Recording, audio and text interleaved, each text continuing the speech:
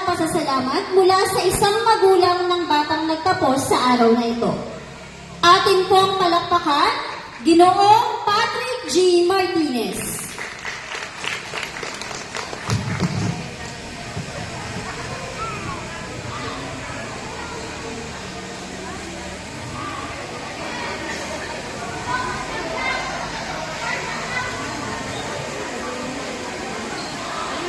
Magandang umaga po sa inyong lahat.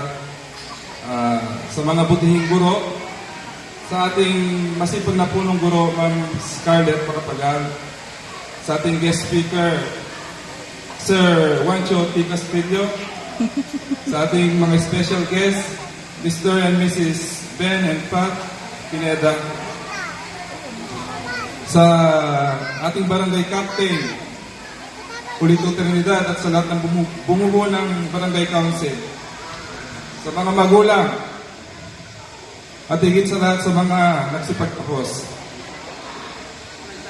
Ako po isang proud na magulang ng ating rank 1 ngayong taon. Sa totoo lang ay hindi ko po inisip na darating ang araw na ito.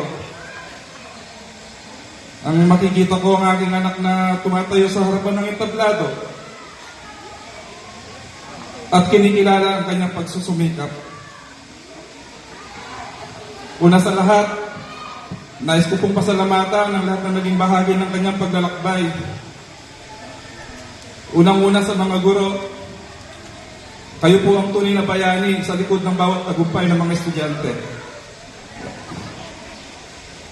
Salamat po sa pasensya, sa paggabay, at sa dedikasyon niyong hubugin hindi lamang ang kanilang mga talento, kundi pati na rin ang mga puso't pag-uugali ng aming mga anak. Sa mga magulang na kagaya ko, saludo po ako sa inyo.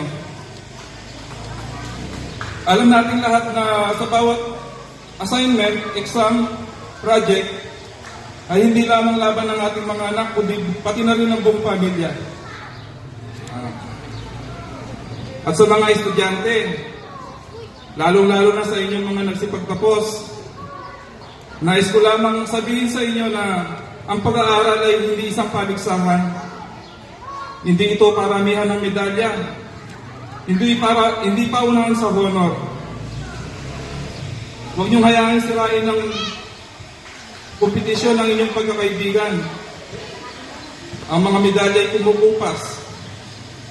Pero ang mga alaala ninyo bilang magkakaibigan, ang inyong samahan, ang inyong pagdadamayan sa lungkot at saya, yan ang tunay na kayamanan.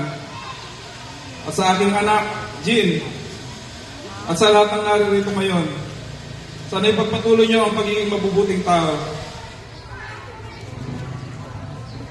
Mas mahalaga ang puso kaysa galing. At saan man kayo dalhin ang buhay, sana ay manatili kayong mapagkumbaba, maalalahanin at totoong tao. Maraming salamat po, congratulations, graduates, at mabuhay ang batch nito.